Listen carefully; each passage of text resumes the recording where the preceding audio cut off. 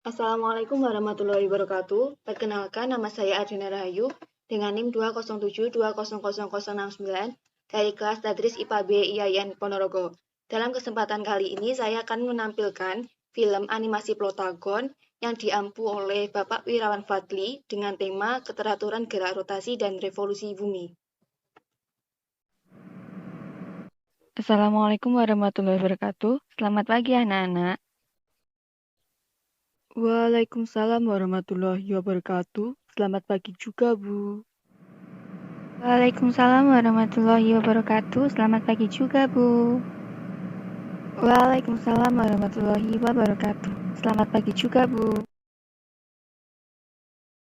Bagaimana kabar kalian hari ini? Apakah hari ini ada yang sakit atau izin? Alhamdulillah kabar baik. Hari ini tidak ada yang sakit ataupun izin, Bu. Oke, sebelum kita masuk ke dalam materi pembelajaran, coba kalian jawab pertanyaan yang akan Ibu berikan. Apakah kalian mengetahui bagaimana proses terjadinya siang dan malam di bumi? Kenapa bisa terjadi siang dan malam secara bergantian? Ada yang bisa menjawab dengan pendapatnya sendiri?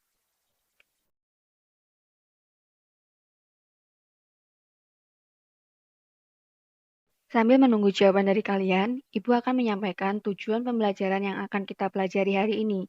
Tujuan pembelajaran hari ini adalah mengetahui proses terjadinya rotasi dan revolusi bumi, serta rotasi dan revolusi bulan bagi kehidupan.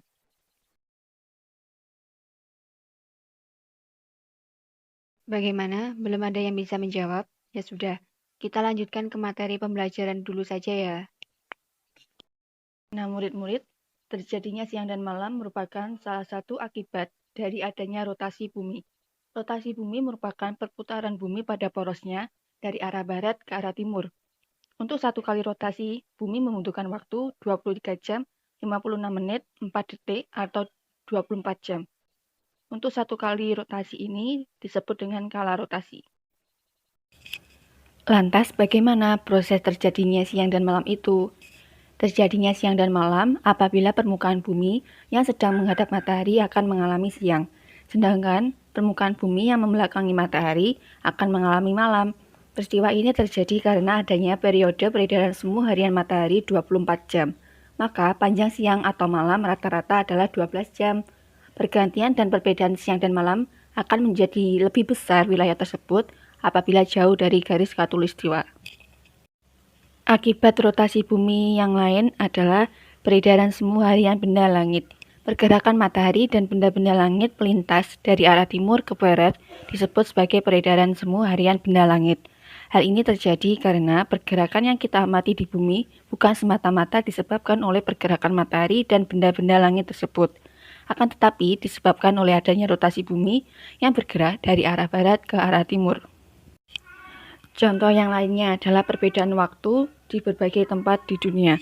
Adanya rotasi bumi juga menyebabkan adanya perbedaan waktu di berbagai tempat di dunia. Dalam satu kali rotasi, bumi membutuhkan waktu 24 jam dengan sudut 15 derajat, sehingga memiliki perbedaan waktu 1 jam. Apabila jaraknya 30 derajat, maka perbedaan waktunya adalah 2 jam dan seterusnya. Angka pada jarak tersebut berasal dari pembagian sudut tempuh dengan waktu tempuh 360 dibagi 24 sama dengan 15 derajat. Negara Indonesia terletak di antara 95 derajat bujur timur dan 141 derajat bujur timur, yang artinya panjang wilayah Indonesia adalah 46 derajat. Hal ini terjadi karena setiap jarak 15 derajat, selisih waktunya adalah 1 jam. Maka dari itu, negara Indonesia memiliki 3 daerah waktu yang berbeda, yaitu waktu Indonesia Barat atau WIB, waktu Indonesia Tengah atau WITA, dan waktu Indonesia bagian timur atau WIT. Selanjutnya adalah pergerakan semu bintang. Akibat rotasi bumi dari arah barat ke arah timur membuat bintang-bintang termasuk matahari tampak bergerak dari bumi. Sebenarnya tidak bergerak. Terjadinya rotasi bumi tidak dapat dilihat oleh manusia. Manusia hanya bisa melihat peredaran matahari dan benda-benda langit yang melintas dari arah timur ke barat. Oleh karena itu, kita dapat melihat matahari terbit dari sebelah timur dan terbenam di sebelah barat. Pergerakan inilah yang dinamakan sebagai gerak semu harian bintang. Karena gerak semu ini dapat diamati setiap hari dan dengan mata telanjang, sehingga gerak ini disebut dengan gerak semu harian. Selanjutnya adalah perbedaan percepatan gravitasi bumi. Rotasi bumi menyebabkan adanya penggembungan di khatulistiwa dan pemapatan di kedua kutub bumi. Selama bumi mengalami pembekuan dari gas menjadi cair kemudian menjadi padat, bumi akan terus berotasi pada porosnya. Karena adanya percepatan gravitasi berbanding terbalik dengan kuadrat jari-jari, maka percepatan gravitasi di tempat-tempat kutub lebih besar dibandingkan dengan khatulistiwa. Hal itu dipengaruhi oleh jarak permukaan bumi di kutub lebih dekat ke arah pusat bumi. Akibatnya, berat benda yang sama akan berbeda jika ditimbang di khatulistiwa dan di kutub. Selanjutnya adalah pembelokan arah angin. Adanya rotasi bumi dapat menyebabkan pembelokan arah angin. Hal ini terjadi karena arah rotasi dari barat ke timur, sehingga angin yang berasal dari utara ke selatan akan terbelokkan ke arah timur, dan angin yang berasal dari arah selatan ke utara akan terbelokkan ke arah barat. Dan yang terakhir, akibat dari rotasi bumi adalah pembelokan arus laut. Karena arus-arus permukaan laut disebabkan adanya angin, maka seperti halnya angin, arus laut juga Revolusi disimpangkan bumi oleh merupakan adanya rotasi perputaran bumi. bumi Arus mengelilingi laut dalam matahari. proses ini Selama dipaksa mengelilingi membelok searah matahari, dengan jarum poros jam bumi ke selalu arah dalam kanan keadaan di miring laut-laut belahan bumi 23,5 utara, derajat dan terhadap garis berlawanan yang arah tegak jarum lurus jam dengan ke kiri ekliptika. di laut-laut Ekliptika belahan bumi merupakan bidang selatan. orbit bumi yang mengelilingi matahari. Setelah kita mengetahui Saat berevolusi, akibat dari bumi adanya membutuhkan rotasi waktu bumi, selama selanjutnya kita akan 3.065,256 hari akibat dalam yang ditimbulkan sebuah dari orbit adanya elips yang revolusi mendekati bumi. lingkaran. Elips merupakan lintasan bumi yang mengelilingi matahari. Bumi berevolusi dalam arah negatif atau berlawanan dengan arah jarum jam. Akibat rotasi bumi, untuk yang pertama adalah perubahan lamanya siang dan malam. Setiap tahunnya, tepat pada tanggal 21 Maret dan 23 September, semua tempat di belahan bumi kecuali di kutub mengalami fenomena siang dan malam hari yang sama panjangnya, yaitu 12 jam. Hal ini terjadi karena semua tempat mendapatkan sinar matahari selama 12 jam dan tidak mendapatkannya 12 jam. Tanggal 21 Juni ketika matahari berada pada kedudukan paling utara yaitu 23,5 derajat lintang utara atau GPU, pada belahan bumi bagian utara mengalami siang lebih panjang dibandingkan malam. Sebaliknya, di belahan bumi bagian selatan lamanya siang akan lebih pendek dibandingkan malam. Wilayah dalam lingkaran kutub utara mendapatkan sinar matahari selama 24 jam, sehingga siang akan terjadi secara terus-menerus pada waktu itu. Sebaliknya, di wilayah kutub selatan tidak mendapatkan sinar matahari selama 24 jam, sehingga malam terjadi secara terus-menerus pada waktu itu. Yang kedua adalah pergantian musim. Belahan bumi utara dan selatan mengalami pergantian sebanyak 4 musim, yaitu musim semi, musim panas, musim gugur, dan musim dingin. Tepatnya setiap tanggal 21 Maret, jika wilayah belahan bumi utara memasuki musim semi, maka di belahan bumi selatan akan memasuki musim gugur. Hal ini terjadi karena pada belahan bumi selatan menerima sinar matahari yang makin sedikit, dan musim gugur ini berlangsung hingga tanggal 21 Juni. Nah, pada tanggal 21 Juli, matahari mulai berada di kedudukan paling utara dan mulai bergerak ke bagian selatan. Belahan bumi utara mulai memperoleh sinar matahari yang semakin berkurang. Pada saat itulah, belahan bumi utara mulai memasuki musim panas. Sebaliknya, wilayah belahan bumi selatan mulai menerima sinar matahari yang bertambah. Saat itulah, wilayah tersebut memasuki musim dingin yang berlangsung hingga tanggal 23 September. Pada tanggal 23 Desember, matahari berada pada kedudukan paling selatan dan akan bergerak ke utara. Wilayah di bagian bumi utara mulai memperoleh sinar matahari yang bertambah. Sebaliknya, wilayah bagian bumi selatan mulai mendapatkan sinar matahari yang berkurang. Saat bagian bumi utara memasuki musim dingin, maka bagian bumi selatan akan memasuki musim panas. Musim ini akan berlangsung sampai dengan 21 Maret tahun berikutnya. Selanjutnya adalah pergerakan semu bintang. Akibat rotasi bumi dari arah barat ke arah timur membuat bintang-bintang termasuk matahari tampak bergerak dari bumi.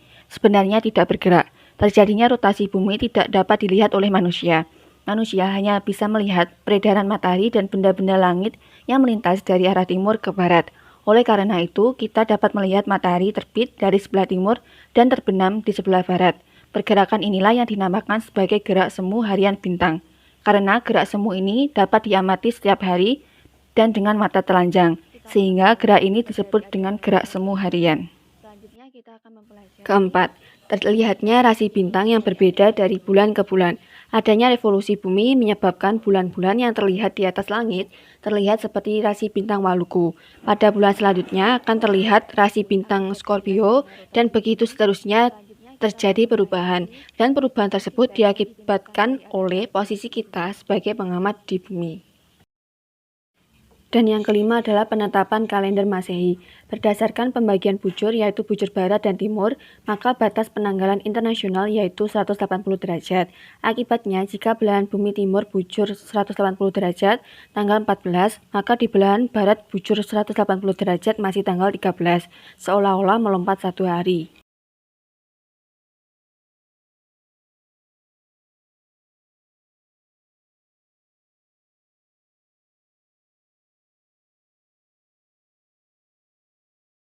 Mengetahui akibat dari adanya Rotasi bulan merupakan gerak bulan yang berputar pada sumbunya, sedangkan revolusi bulan merupakan gerak bulan mengelilingi bumi.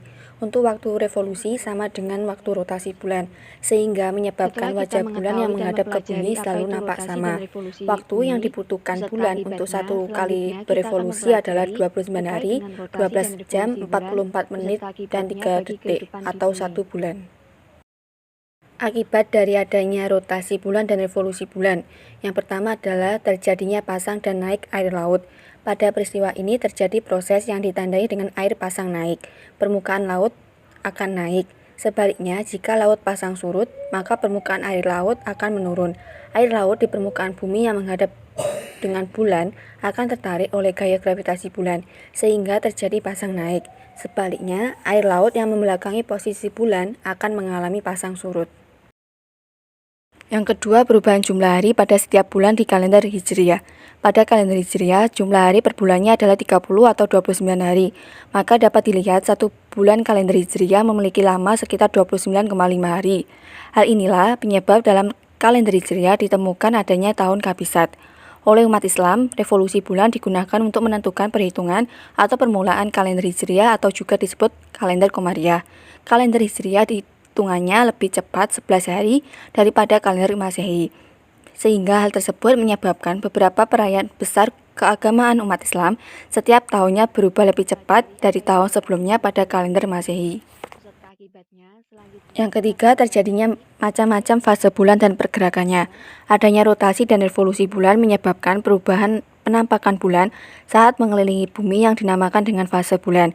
Bulan nampak bersinar karena dapat memantulkan cahaya matahari. Setengah bagian dari bulan yang menghadap ke arah matahari akan terang, dan sebaliknya setengah bagian bulan yang membelakangi matahari akan gelap. Akan tetapi, pada fase-fase bulan yang terlihat dari permukaan bumi bergantung pada kedudukan relatif matahari, bulan, dan bumi. Macam-macam fase bulan dibagi menjadi 4, yaitu yang pertama, fase bulan mati. Pada fase bulan baru, posisi bulan berada tepat di antara bumi dan matahari. Sisi bulan yang gelap akan menghadap ke bumi, sehingga menyebabkan bulan tidak nampak. Selanjutnya, fase bulan sabit. Pada fase ini, seminggu kemudian setelah bulan baru, bulan yang terbentuk sabit akan terlihat di langit barat sesudah matahari tenggelam. Setelah bulan baru, biasanya sabit pada bulan akan semakin membesar dari hari ke hari sehingga menjadi bulan separuh. Selanjutnya, fase bulan separuh. Pada fase ini, separuh permukaan bulan menghadap ke bumi dan hanya setengahnya yang akan terkena sinar matahari. Oleh karena itu, bulan hanya akan terlihat separuhnya saja. Selanjutnya, fase bulan 3/4 dan bulan penuh. Pada fase ini, bulan terlihat bersinar sempurna saat terlihat dari bumi, yang dinamakan sebagai bulan purnama.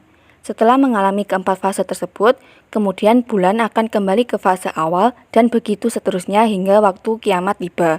Peredaran bumi dan bulan juga dapat menyebabkan peristiwa gerhana bulan dan gerhana matahari. Yang keempat, gerhana bulan. Gerhana bulan terjadi apabila matahari, bumi, dan bulan berada tepat dalam satu garis simpul, dengan posisi bulan membelakangi bumi atau oposisi. Gerhana bulan terjadi karena bulan memasuki umbra bumi. Karena pengaruh adanya inklinasi bulan terhadap ekliptika, maka gerhana total tidak selalu terjadi pada saat bulan purnama. Jika bulan hanya dekat simpul, maka hanya terjadi gerhana penumbra. Jika bulan sangat jauh posisinya dari simpul, maka tidak terjadi gerhana bulan pada saat bulan purnama. Yang kelima, gerhana matahari. Gerhana matahari terjadi pada saat bulan berkonjugasi atau bulan baru, tepat posisinya dengan simpul atau setidak-tidaknya mendekati simpul dan terjadi pada siang hari. Gerhana matahari terjadi karena umbra atau penumbra bulan menutupi matahari. Gerhana total akan terjadi ketika bulan menutupi matahari. Gerhana matahari total terjadi ketika umbra bulan menutupi matahari.